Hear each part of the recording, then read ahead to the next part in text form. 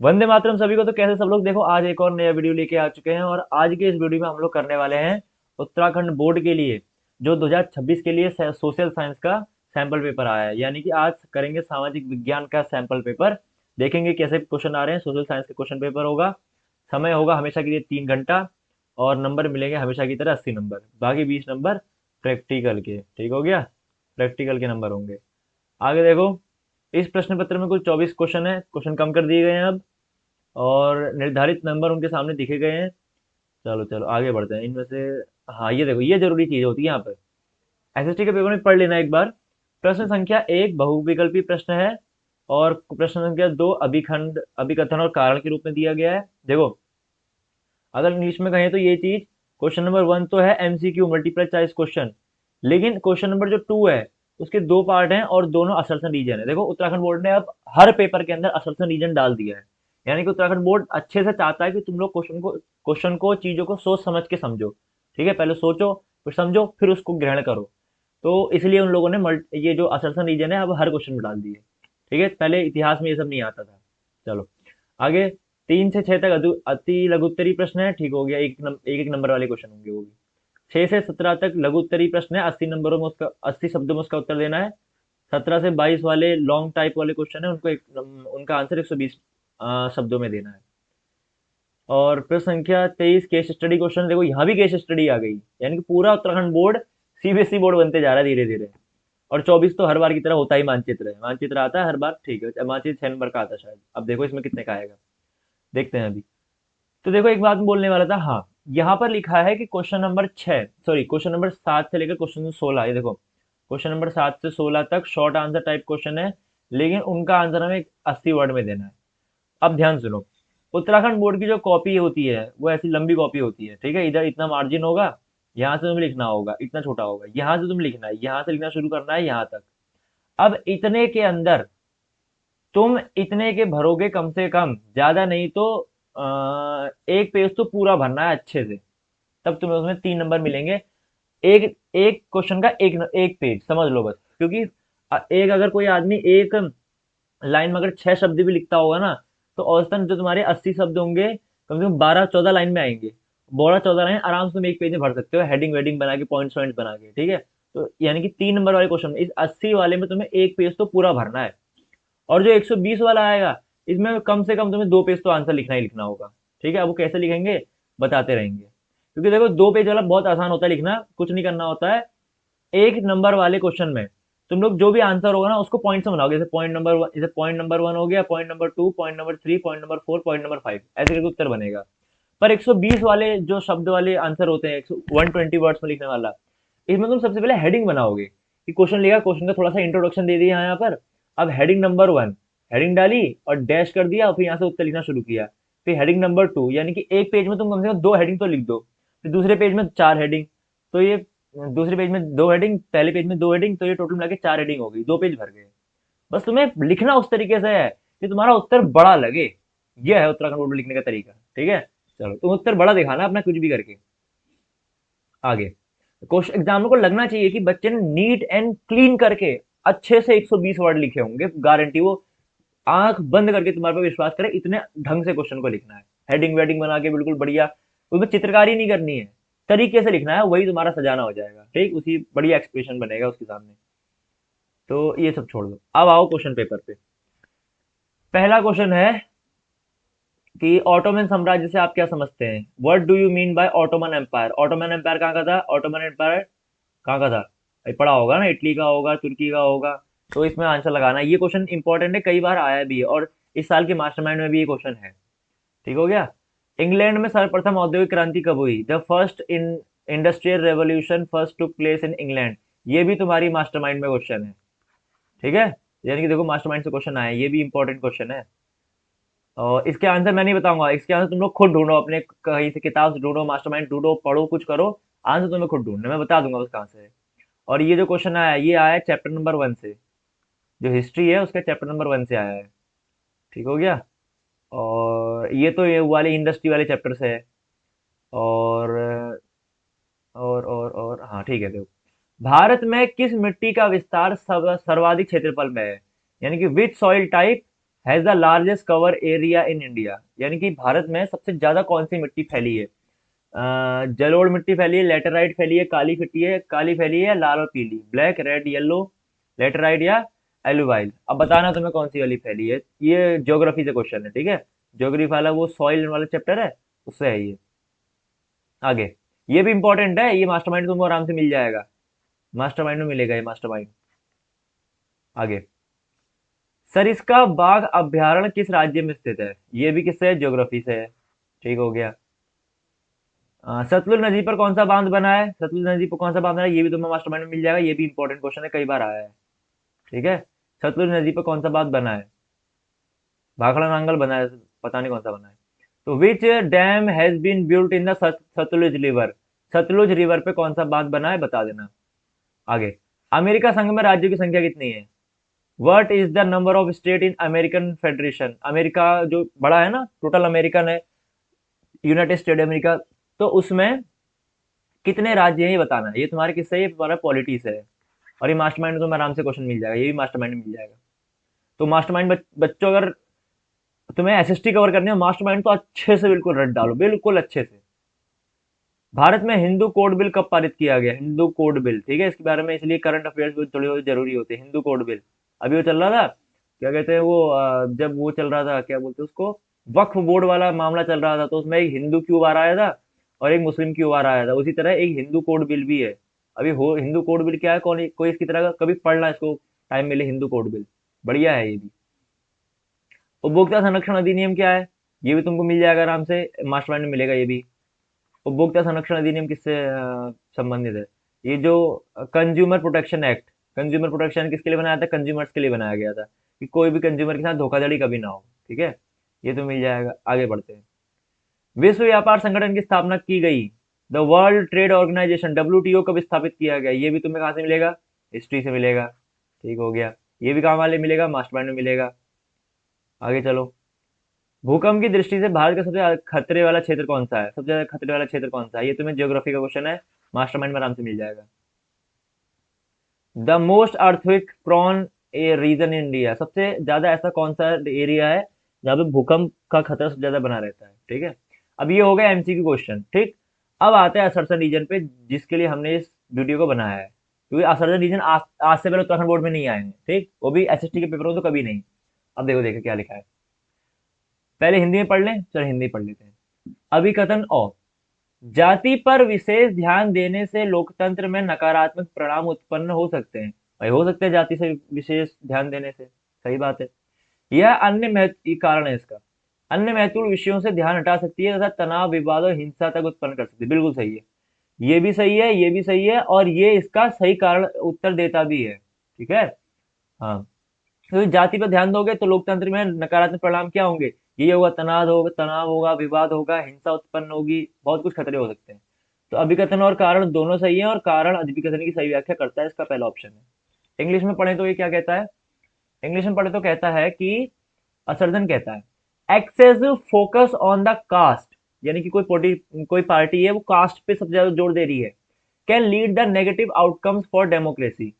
कोई सिर्फ एक ही जाति को वो करना डेमोक्रेसी में खतरा कर सकता है। ठीक है, जैसे कोई है वो सिर्फ हिंदू, मतलब हिंदुओं पर हिंदुओं से बात कर रहा है, क्या पता मुसलमान भड़क जाए, ये भी दिक्कत है। कोई खाली ब्राह्मण ब्राह्मण कर रहा है, क्या पता दलित लोग भड़क जाए, इससे भी दिक्कत है।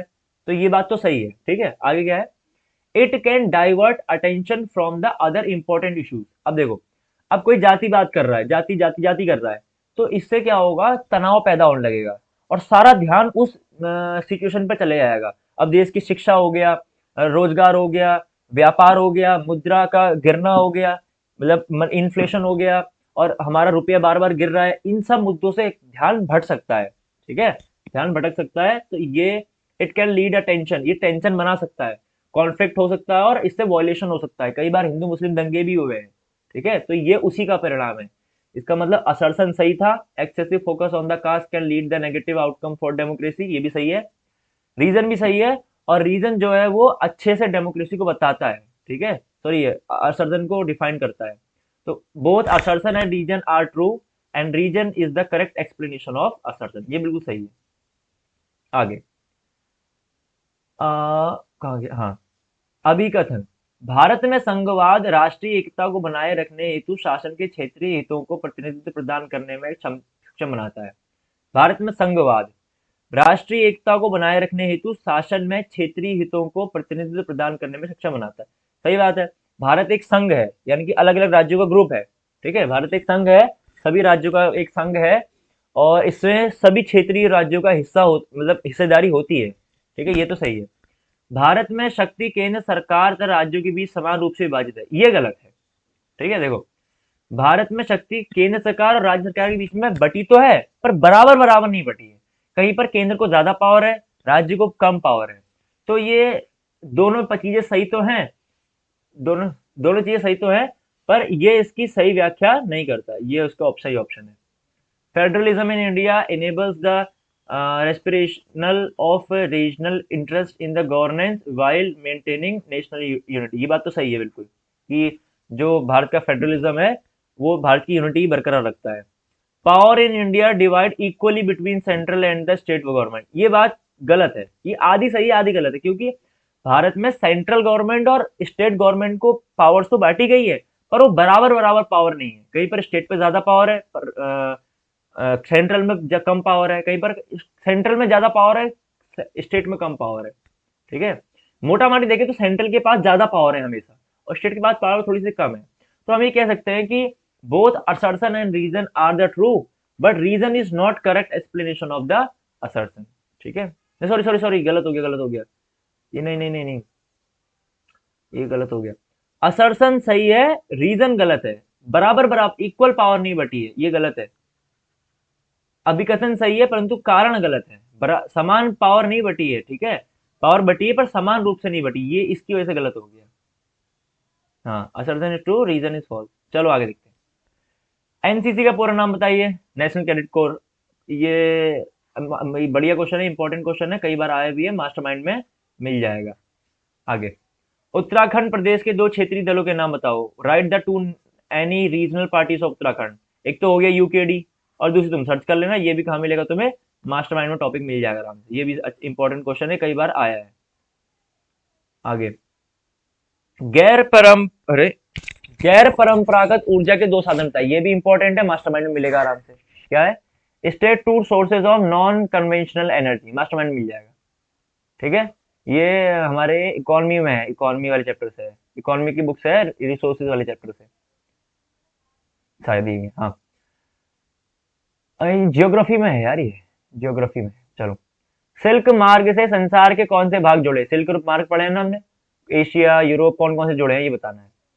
Which part of the world were connected by silk route. Silk route तुम्हें हिस्ट्री में मिलेगा, ये इंपॉर्टेंट क्वेश्चन है, मास्टरमाइंड में मिलेगा। ठीक है, सिल्क रूट से कौन कौन से कंट्रीज जुड़े थे, कौन कौन से देश के, पूरे वर्ल्ड के हिस्से जुड़े थे, ये बताना है। सविनय अवज्ञा आंदोलन के कारण थे, इसके क्या परिणाम रहे। देखो, ये बहुत इंपॉर्टेंट क्वेश्चन है। हमने एक बार टीचर्स डे वाला दिन था शायद, तो एक बच्ची मेरे पास आई, बोली भैया हमारा पेपर है तो एसएसटी का, मुझे कुछ टिक लगवा दो। तो मैंने उसको यही क्वेश्चन टिक लगवाया था इंपॉर्टेंट क्वेश्चन में। देखो, ये इंपॉर्टेंट क्वेश्चन यहाँ आया हुआ है। ठीक है, तो ये कई इंपॉर्टेंट क्वेश्चन है और ये कई बार आया है, तो इसको पढ़ लेना अच्छे से। What were the causes of civil disobedience movement, what it consequences. ठीक है, ये तुम्हें मास्टरमाइंड में आराम से मिलेगा, लॉन्ग, ये बढ़िया क्वेश्चन है। चलो आगे देखते हैं। राष्ट्रीय उद्यान से आप क्या समझते हैं। What do you understand by national park. National park क्या होते हैं, ये भी तुम्हें मास्टरमाइंड मिल जाएगा। भारत में घटते जल स्तर के प्रमुख कारण बताइए। देखो, भारत में पानी की कमी हो रही है, दिल्ली तुम देखना बिल्कुल खोखली हो गई है और पानी नहीं है। तो भारत में ऐसा क्यों हो रहा है। एक ऐसा भारत जहाँ नदियां ही नदियां हैं, बहुत नदियां हैं, पानी भर भर के होना चाहिए, पर वहां पानी कम हो रहा है। ऐसा क्यों हो रहा है, इसके कारण बताने हैं। अब तुम सोच समझ के भाई इसका आंसर जो नहीं भी पढ़ेगा ना किताब, वो भी आराम से बता देगा, सोच थोड़ा बना बना के। State the main reason for decreasing underground water level. धरती के नीचे पानी कम क्यों हो रहा है, ये बताना है। ठीक है, उन तत्वों की विवेचना कीजिए जो भारत के अनेकता में एकता को प्रदर्शन करते हैं। Discuss the element that demonstrate unity in diversity in India. Bharat में यूनिटी है डाइवर्सिटी में, कौन कौन चीजों को बताता है। हमारे जो नेशनल एंथम होता है, देखो हर धर्म का आदमी या हर जाति का आदमी या हर राज्य का आदमी हमारा नेशनल एंथम गाता है।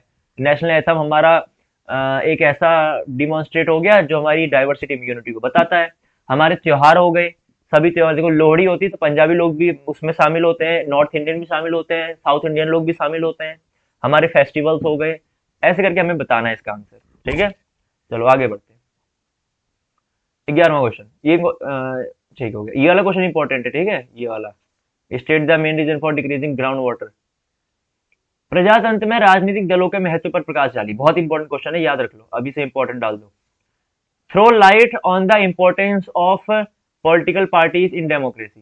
क्या करना है? थ्रो लाइट, लाइट डालनी है। लाइट डालने का मतलब ये नहीं है कि टॉर्च उठाया और लाइट डाल दी, ऐसे नहीं करना है, ठीक है। लाइट डालने का मतलब है, थ्रो लाइट का मतलब है कि उसके बारे में बताओ, उसके बारे में बताओ, ऐसे टॉर्च मत लगा देना कहीं उस क्वेश्चन के ऊपर, इसके ऊपर डिफाइन करना है उसको, इसका मतलब ये होता है थ्रो लाइट का मतलब। क्या करना है क्वेश्चन में, डिफाइन क्या करना है? Importance of political parties in democracy. Democracy को चलाने के लिए पॉलिटिकल पार्टीज कैसे बहुत जरूरी है, ये बताना है हमको। जैसे एक पॉइंट तो हो गया कि डेमो जो पॉलिटिकल पार्टीज होती हैं वो हर एक रीजनल लोगों का जो रिप्रेजेंटेशन होता है वो दिखाती है गवर्नमेंट में। ऐसे भी एक हो सकता है, एक पॉइंट ये हो गया। ऐसे ही बहुत सारे पॉइंट बनाने हैं कि कैसे अलग अलग पॉलिटिकल पार्टी, जैसे बीजेपी एक पॉलिटिकल पार्टी है, वो हिंदुओं का प्रतिनिधित्व करती है, ऐसा मान लेते हैं। कांग्रेस पार्टी है, वो आम लोगों का प्रतिनिधित्व करती है, ऐसा मान लेते हैं। आम आदमी पार्टी है, वो भी किसी का प्रतिनिधित्व करती है। टीएमसी है, वो मान लो बंगाली लोगों का प्रतिनिधित्व करती है। डीएमके है, मान लो वो साउथ इंडियन लोगों का प्रतिनिधित्व, वहां का रिप्रेजेंटेशन करती है। तो ऐसे करके हर आदमी अपने को गवर्नमेंट में शामिल पाता है, तो इससे डेमोक्रेसी मजबूत होती है, ठीक है। तो ऐसा एक पॉइंट लिख सकते हैं, और बहुत सारे पॉइंट्स लिख सकते हैं कि डेमो जो पॉलिटिकल पार्टीज होती हैं वो देश के मुद्दे उठाती है डेमोक्रेसी में, ठीक है। ऐसा कर सकते हैं, ऐसे पॉइंट बना के इसका आंसर लिखा जा सकता है। क्वेश्चन 12, लोकतंत्र किस प्रकार उत्तरदायी, जिम्मेदार और वैध सरकार का गठन करता है? देखो, how democracy forms a accountable, responsible and legitimate government. एक ऐसी सरकार जो उत्तरदायी हो, अकाउंटेबल हो, माने जनता को बताए कि भैया देखो ऐसा काम हो रहा है, ऐसा हो रहा है, और कोई उनसे पूछे तो उनको जवाब भी दे। जिम्मेदार हो वो सरकार, और वो एक अच्छी सरकार माने जिसपे जो कि लेजिस्टिमेटेड हो, यानी कि जो देश में कानूनी तरीके से काम करवा सके। तो ऐसी सरकार बनाने में डेमोक्रेसी कैसे हेल्प करती है, हमको ये बताना है। कौन हेल्प करती है? डेमोक्रेसी। लोकतंत्र ऐसे किसमें कैसे इसको कैसे बनाता है, इस सरकार को कैसे बनाता है डेमोक्रेसी? डेमोक्रेसी क्या होती है भाई? जनता वोट देती है। अब जिसको जनता ने चुन के भेजा है वो अपने आप जनता के जवाबों को देने के लिए मजबूर होगा, क्योंकि जनता पूछेगी, बोलेगी भैया हम तुमको वोट दिया है तो तुम क्यों नहीं बता रहे हो। अब जनता धरना दे देगी, सरकार गिर जाएगी, भाई आंदोलन हो जाएंगे देश में। तो मजबूरन उन नेताओं को फिर क्या करना होगा डेमोक्रेसी में? लोगों को जवाब देना होगा। तो ऐसे करके तुम इसमें उत्तर बना के लिख सकते हो। आई होप तुम्हें समझ में आया होगा। 3 नंबर वाले क्वेश्चन है, तुम्हें एक पेज पूरा भरना है, ठीक। आगे देखो, और ऐसा नहीं कि उल्टी सीधे कुछ भी लिख दिया, ठीक है, ऐसा नहीं करना। चलो अगला क्वेश्चन देखते हैं। मुद्रा के प्रयोग से वस्तुओं के विनिमय सहूलियत कैसे आती है?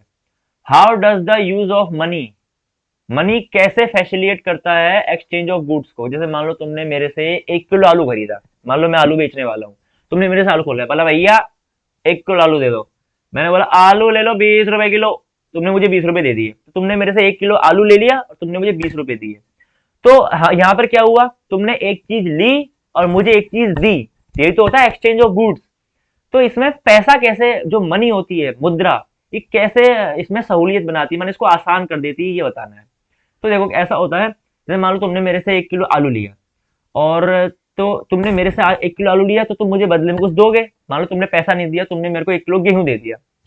अब क्या पता गेहूं की कीमत ज्यादा हो और आलू की कीमत कम हो, तो तुमने कम कीमत वाली चीज लेके अपनी ज्यादा कीमत वाली चीज मेरे को दे दी, तो इससे नुकसान तुम्हारा हो गया।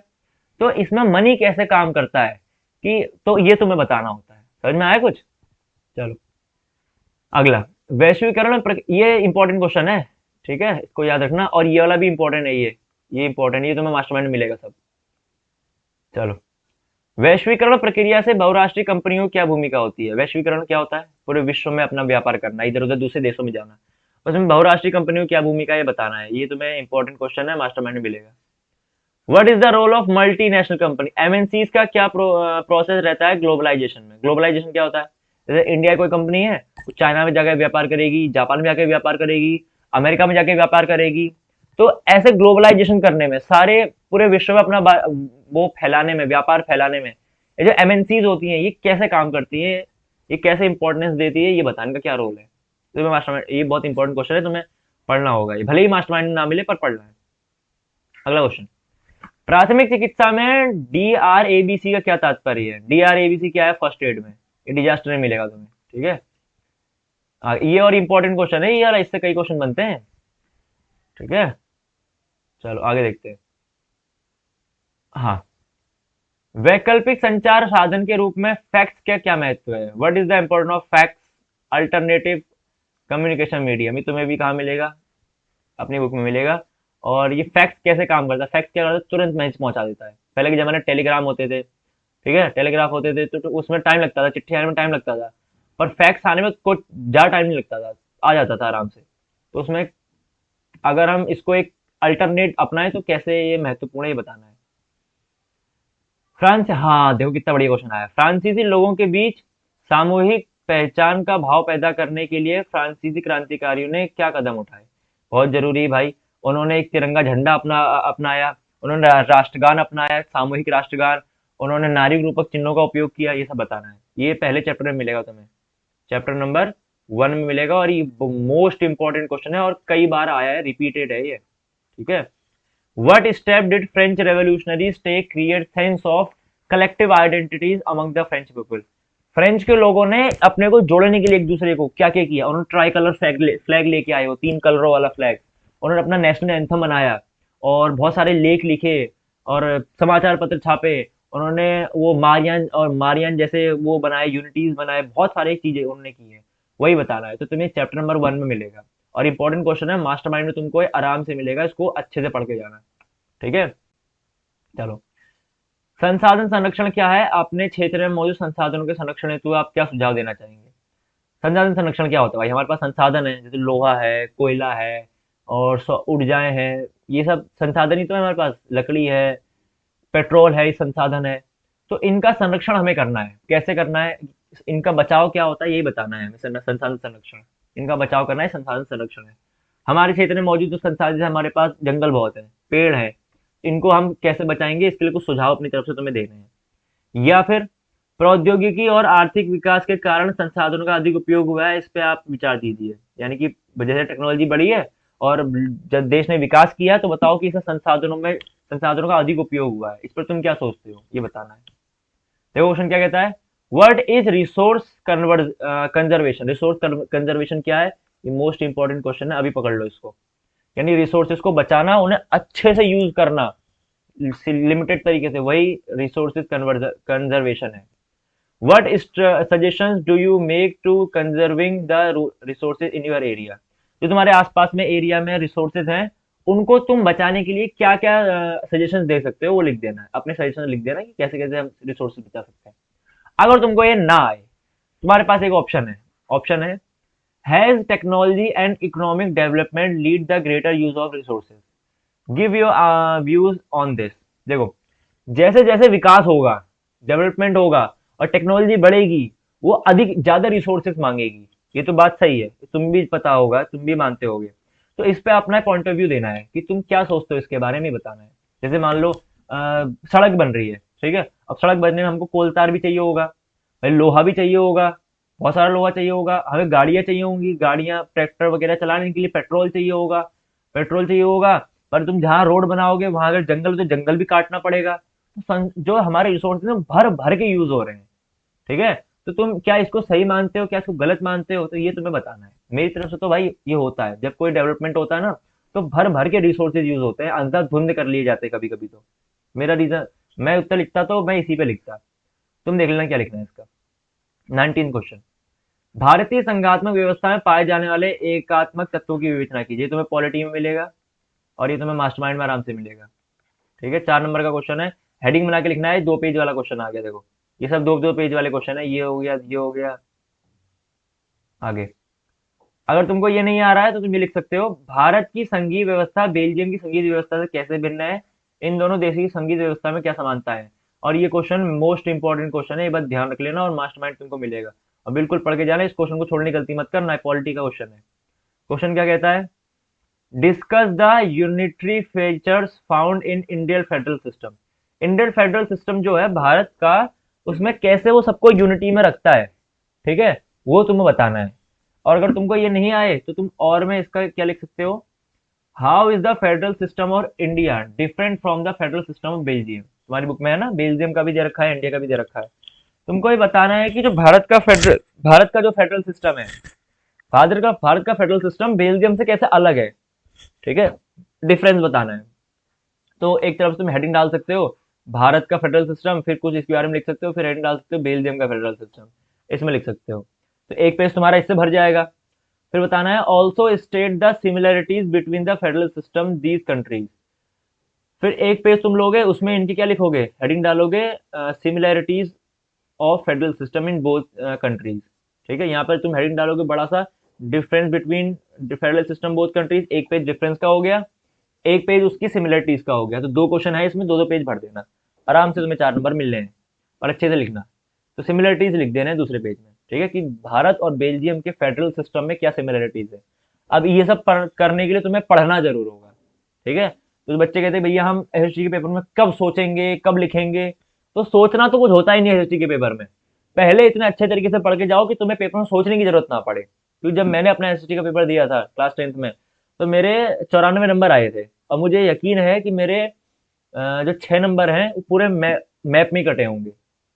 क्योंकि मुझे मैं पढ़ के ही नहीं गया था, और ऐसा मैप आया था कि मैंने तुक्के से इधर उधर सब मारे थे, मैप ही गलत हुआ होगा। बाकी मेरा 4 नंबर और 3 नंबर तो कहीं नहीं कटे होंगे, ठीक है। तो मैंने सोचा नहीं था, मैंने इतना अच्छे से पढ़ लिया था एसएसटी में कि वहां सोचने का कोई मतलब ही नहीं बनता है। तो तुम्हें भी ये करना है, इतने अच्छे से पढ़ के जाना हर एक टॉपिक को कि सोचने का मतलब ही ना बने, सीधे लिखते जाओ। क्वेश्चन आए तुम लिखते जाओ, क्वेश्चन आए तुम लिखते जाओ। आगे क्वेश्चन नंबर 20, भारतीय अर्थव्यवस्था को किन 3 क्षेत्रों में विभाजित किया गया है। प्राथमिक क्षेत्रक, द्वितीय क्षेत्रक और तृतीय क्षेत्रक। प्राथमिक, द्वितीय और तृतीय क्षेत्रक। प्रत्येक क्षेत्र की गतिविधि बताइए। और इसमें 4 नंबर क्वेश्चन है, 2 पेज भरने। आराम से तुम हेडिंग डालो, पहले लिखो कि भारतीय अर्थव्यवस्था को 3 क्षेत्रों में बांटा गया है, वे 3 क्षेत्रक निम्न हैं, उनकी गतिविधियां अलग अलग हैं। पहला डाल दो प्राथमिक क्षेत्रक, उसमें कृषि के बारे में लिख दो, प्राथमिक क्षेत्रक ये होता है, 2 नंबर डाल के। द्वितीय क्षेत्रक ये होता है, फिर तो दूसरे पेज में तृतीय क्षेत्रक ये होता है, ऐसे भर जाएगा। अगर तुम्हें नहीं आ रहा है तो तुम ये लिख सकते हो, सार्वजनिक क्षेत्र देश के आर्थिक विकास में कैसे सहयोग करता है, ठीक है, ये बताना है। पब्लिक सेक्टर, चलो। सार्वजनिक क्षेत्र में क्या होता है, हर किसी को रोजगार मिल जाता है, तो उससे देश का विकास ही होना है, ठीक। तो तुम सोच के लिख सकते हो। इनटू विच थ्री, अब इसका क्वेश्चन क्या है इंग्लिश में, into which 3 sector in the Indian economy divide. India की इकोनॉमी कौन से 3 सेक्टर में बटी हुई है। प्राइमरी सेक्टर, सेकेंडरी सेक्टर और टर्सरी सेक्टर। जिसमें प्रोडक्शन होता है वो प्राइमरी सेक्टर होता है, ये सब हमें इकोनॉमी मिलेगा इकोनॉमी वाले चैप्टर में, ठीक है, इकोनॉमी वाली बुक में। और ये इंपॉर्टेंट है, इसको अभी अभी पढ़ के जाना। स्टेट, हाँ ये हो गया। State the activities of each sector, इसमें 2 क्वेश्चन पूछे गए हैं। कौन कौन से सेक्टर्स में बांटा गया है इंडियन इकोनॉमी को, और उन सेक्टर्स के क्या क्या काम है। तो ये 2 पेज तो इसमें आराम से भर जाएंगे। पहले तुम लिखना कि Indian economy has been divided into 3 state sectors, और each sector have a different work. तो फिर लिख देना फर्स्ट सेक्टर इज, फर्स्ट मतलब लिख देना फर्स्ट सेक्टर ये प्राइमरी सेक्टर, सेकेंडरी सेक्टर और थर्ड टर्शियरी सेक्टर। इतने में आधा पेज भर जाएगा तुम आराम से। फिर बचे हुए पहले आधे पेज में लिखना प्राइमरी सेक्टर, हेडिंग डालना, उसके बारे में लिख देना, एक पेज भर गया। फिर सेकेंडरी सेक्टर और टर्शरी सेक्टर में पूरा एक पेज भर देना, हो गए 2 पेज। इतनी बहुत आसान होता है पेपर। आगे देखो, और अगर तुम्हें ये ना आए तो तुम्हें इसके पास एक ऑप्शन है, how the public sector contribute the economic development in the country, explain. Public sector कैसे हमारे, पब्लिक सेक्टर क्या होता है, कैसे हमारे उसमें डेवलपमेंट में मदद करता है, ये बताना है, ठीक है। एक होता है प्राइवेट सेक्टर, एक होता है पब्लिक सेक्टर। बताओ पब्लिक सेक्टर में कैसे डेवलपमेंट अच्छा होता है पब्लिक सेक्टर से। चलो अगला क्वेश्चन, प्रिंटिंग प्रेस के आविष्कार के पश्चात प्रकाशित पुस्तकों ने यूरोपीय समाज में क्या बदलाव किया। भाई प्रिंटिंग प्रेस आई, छोटे जो पीछे दबके हुए लोग भी थे, उसमें उन लोगों ने भी अपनी किताबें छापना शुरू किया था, उनके विचार भी लोगों तक पहुंचे, और जो कमियां थी वो समाज में उजागर हुई, फिर उनसे समाज सुधारकों ने सुधारा। ऐसे करके इसका उत्तर लिखना है, ठीक है। क्वेश्चन क्या कहता है, व्हाट चेंजेस डिड, 21वां क्वेश्चन क्या कहता है, what changes did the published book bring European society of the invention of the printing press. अब देखो इंग्लिश में प्रिंटिंग प्रेस का इन्वेंशन होगा, तो लोग अपने अपने विचार अपनी अपनी किताबों में लिखेंगे, थॉट्स। अब जो लोग बचे कुचे पिछले जो मतलब जिन लोगों को यूरोपियन सोसाइटी में बैकवर्ड माना जाता था, अब उन लोगों ने भी अपने विचार लिखने शुरू किए। ठीक है। और तो उन लोगों की बातें भी और लोगों तक पहुंची, किसको वो अच्छी भी लगी होंगी, तो कई सारे ऐसे रेवोल्यूशनरी लोग आए होंगे जिन्होंने फिर उन लोगों की हालत को सुधारने में काम किया होगा। तो यानी कि थॉट का जब वो एक्सचेंज होता है तो रेवोल्यूशन अपने आप पैदा होने लगता है। ठीक है। तो ऐसे करके ये इंपॉर्टेंट क्वेश्चन तो है वैसे। ठीक है, ये तुम्हें तुम्हारे मास्टरमाइंड में आराम से मिलेगा भी। तो वहां पे जो समाज जो सोसाइटी थी यूरोप की वो अच्छी हुई है, और उससे प्रिंटिंग प्रेस आने के बाद ये तुम्हें लिख बना के लिखना है। मैं फिर कहता हूँ, इस सब के लिए तुम्हें बना के लिखने के लिए पढ़ना जरूरी होगा। ठीक है। चलो फिर 22वां क्वेश्चन। भारतीय कृषि की मुख्य समस्याओं के विस्तार से वर्णन कीजिए। यार ये तो बहुत फर्जी क्वेश्चन है, इंपॉर्टेंट है पर फर्जी है, बिल्कुल आसान। भारतीय कृषि की मुख्य समस्या कि यही है कि पहले तो उसके बाद जमीन नहीं है भारत में, और यहाँ पर क्या कहते हैं, उर्वरकों का बहुत इतना इस्तेमाल होता है कि कई बार मिट्टी बर्जर हो जाती है। लोग ज्यादातर खेती करना नहीं चाहते हैं। कई जगह सिंचाई की व्यवस्था नहीं है, भारत में पानी की कमी है, कई बार मौसमी वो भी है, कई बार बरसात होती है कई बार नहीं होती है। तो ये सब लिखना है। क्या बोलते हैं इंग्लिश में क्वेश्चन 22वां। Describe the detail in the main problem for Indian agriculture. Indian agriculture की क्या वो है कि भाई हमारे पास लैंड नहीं है, एक तो पॉपुलेशन इतनी ज्यादा है, और फिर हमारे पास रिसोर्सेज बहुत अब लिमिटेड है, कहीं पर रिसोर्सेज बहुत ज्यादा है, कहीं पर रिसोर्सेज ही नहीं है। ये भी वो है, दिक्कत है। अब भाई जो गरीब आदमी है वो कहाँ से रिसोर्सेज लाएगा, इनकम वाला है, उसकी पैसे की दिक्कत है। और कई बार हमारा इन्वायरमेंट साथ नहीं देता, कई बार बाढ़ आ जाती है, ये भी दिक्कत है। बहुत सारी दिक्कतें हैं, उनके बारे में लिखना है। अब देखो, केस स्टडी वाला क्वेश्चन आ गया 23वां। यही है, और भी है कुछ। हाँ, ये लास्ट क्वेश्चन है केस स्टडी का।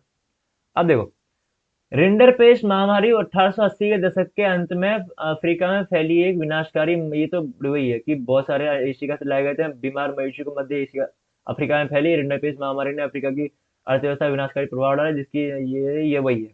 मतलब इसमें क्या बताया गया है, रिंडर पेस्ट वाली, जो रिंडर पेस्ट वो था एपिडेमिक, उसके बारे में बताया गया। रिंडर पेस्ट बीमारी फैली थी ना दक्षिण अफ्रीका में जानवरों में, उसके बारे में बताया गया। वॉज अ कैटल प्लेग, मतलब जानवरों में फैलने वाला प्लेग था, spread across Africa in the late 1880s। The disease spread to Africa through sick cattle imported from British Asia. British Asia से जो इंपोर्ट किए जा रहे थे कैटल, जो पशु लाए जा रहे थे, जानवर लाए जा रहे थे, वो अफ्रीका में बीमार हो रहे थे, वहीं फैली। The rinderpest epidemic has a ये impact of the African economy इसमें इम्पैक्ट डाला है, डिस्ट्रॉइंग लाइवलीहुड, मतलब सब बर्बाद कर दिया hands and causing of shortage and killing up 19% cattle, 19% जानवर मर गए थे। Consumer goods were scare forcing African to work wage in the European plantation mine.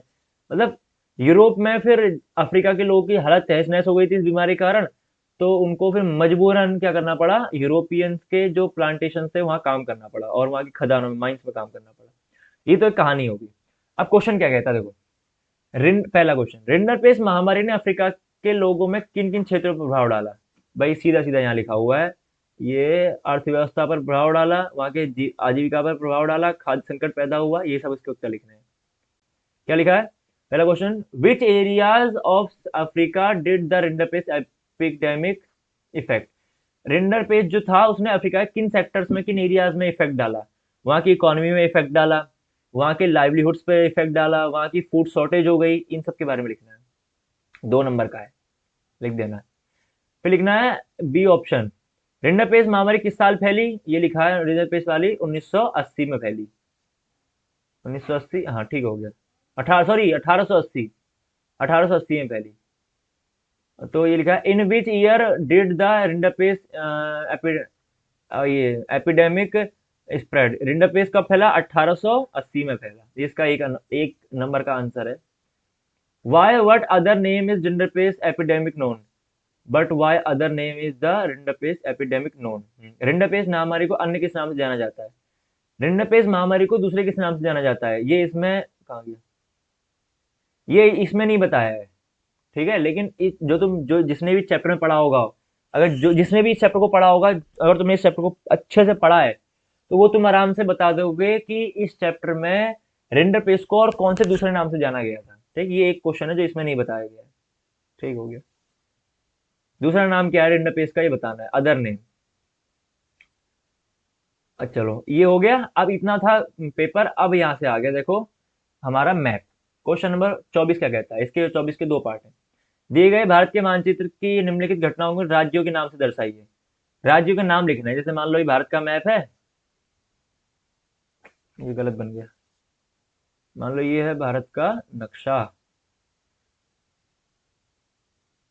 ये कश्मीर हो गया, ये ऐसे ये हो गया। तो अब इसमें क्या है, चौरी चौरा कहाँ हुआ था, चौरी चौरा कहाँ हुआ था, चौरी चौरा यहाँ यूपी में हुआ था। चौरी चौरा यहाँ पे लिखना है, यूपी में चौरी चौरा, उत्तर प्रदेश लिखना है, यहाँ पर यू उत्तर प्रदेश ऐसे करके गोला बना के लिखना है। वह स्थान जहाँ गांधी जी का जन्म हुआ था, गांधी जी का जन्म गुजरात में हुआ था, गुजरात में यहाँ पे गुजरात लिखना है। ठीक है, ऐसे करना है। अब सेकंड ऑप्शन क्या है देखो, इसका पहले इंग्लिश में बता देते हैं। On the given map of India, India की मैप में शो करना है फॉलोइंग इवेंट्स को, जहाँ पे उनके नेम्स के हिसाब से, स्टेट के नेम के हिसाब से उन्हें शो करना है। चौरी चौरा इंसिडेंट का हुआ था यूपी में हुआ, तो यहाँ पे ऐसे उत्तर प्रदेश लिखना है। The place where Gandhi Mahatma Gandhi was born, Mahatma Gandhi was born in Gujarat, तो गुजरात में यहाँ पे गुजरात लिखना है और कुछ नहीं करना। अब जो इंपॉर्टेंट आता है वो ये है, बोर्न दिए गए भारत के मानचित्र पर संकेतों की सहायता से दिखाइए। यानी कि बी ऑप्शन कहता है on the given map of India show the following with the help of symbol. अभी जो हमने सिंबलाइज किया उसे नाम से किया था कि नाम लिख दिया, उत्तर प्रदेश तो उत्तर प्रदेश, गुजरात तो लिखा गुजरात। पर अब जो चीजें हैं उन्हें हमें इन चार सिंबल से डिफाइन करना है। एक तो हमें गोला लगाना है, फिर ऐसे बॉक्स बनाना है, फिर क्रॉस करना है, फिर ट्रायंगल बनाना है उल्टा। क्या करना है, Kaziranga national park. Kaziranga national park कहाँ पर है, तुम्हें जहां पर भी होगा वहां तुम्हें ऐसे गोला लगा देना है। ठीक है, जहां पर भी होगा, यहाँ पर नहीं है वैसे, जहां पर मैंने लगाया वहां पर नहीं है। मथुरा ऑयल रिफाइनरी, मथुरा तेल संशोधनशाला कहाँ है, ये तुम्हें पढ़ना पड़ेगा। डी मास्टरमाइंड तुम पढ़ोगे ना, वहीं मिल जाएंगे सारे। The place where headquarter of Reliance Industries locate, Reliance का जो रिलायंस इंडस्ट्रीज को हेडक्वार्टर है वो कहाँ है। वह स्थान जहाँ रिलायंस इंडस्ट्रीज का मुख्यालय है। रिलायंस किसकी है, मोटा भाई अंबानी की। तो मोटा भाई अंबानी का जहां पर ये हेडक्वार्टर होगा, उनका मेन ऑफिस, वो बता देना है। क्या पता मुंबई में हो, अगर मुंबई में होगा तो मुंबई पे ऐसा करके कट कर देना है। ठीक है, चलो अगला। प्रदीप पारादीप पोर्ट, पारादीप पोर्ट कहाँ पर है, पारादीप बंदरगाह, पारादीप बंदरगाह कहाँ है, तुम लगा देना। तो भैया देखो इतना बढ़िया एसएससी का पेपर तो वही आया जो आज तक आता है घुमा फिरा के। मेन वही क्वेश्चन है रिपीटेड वाले। ठीक है, और ये तो एक रिंडर पेज दिया है, क्या पता रिंडर पेज के बारे में ना आए, किसी और चीज के बारे में आ जाए। तो तुम अच्छे से हर इवेंट को वहां पढ़ के जाना, कहाँ पे, बोर्ड के पेपर में। और जो चीज समझ में ना आए तुम कमेंट कर सकते हो, और अगर तुम्हें कुछ चीज टॉपिक के बारे में जानना है तो उसका भी कमेंट कर सकते हो, उसका वीडियो बना देंगे। तो देख लो भैया, पेपर तो तुम्हारा बहुत बढ़िया है। ठीक है, पेपर ऐसा ही पेपर आने वाला है तुम्हारा, यही क्वेश्चन तो नहीं आएंगे, मतलब क्या पता इनमें से कोई पेपर वहाँ, सॉरी इनमें से कोई क्वेश्चन वहाँ पेपर में आ जाए, ऐसा भी हो सकता है इंपॉर्टेंट वाले। तो देख लो इस बार इस पेपर को एक बार। और इस पेपर को अगर तुम्हें सर्च करना है तो तुम गूगल पे सर्च करना UK board, board UK board sample paper, UK board sample paper 2026। तुमको पहला लिंक मिल जाएगा, high school, high school sample paper. उस पर क्लिक करना, सारी पीडीएफ मिल जाएगा तुम्हें एक ही बार में। ठीक है, उत्तराखंड बोर्ड की वेबसाइट पे। तो ये तुम्हारा तो था पेपर, बढ़िया बढ़िया क्वेश्चन आए हैं, एक बार देख लो। अगर तुम्हें दोबारा देखना है तो, और कोई चीज़ समझ में ना आए तुम कमेंट कर सकते हो। पेपर बहुत अच्छा है, तैयारी करते रहो और बाकी पेपर्स को भी देखते रहो। और जरूरी है कि तुम पीवाईक्यू जरूर सॉल्व करो। आज से पहले 2000 कम से कम 18 से लेकर 2025 तक के सारे पेपर्स के क्वेश्चन रट डालो। बिल्कुल अच्छे तैयारी करो। ऑल द बेस्ट तुम सबको। चलो मिलते हैं एक एक नए पेपर के साथ, तब तक के लिए वंदे मातरम।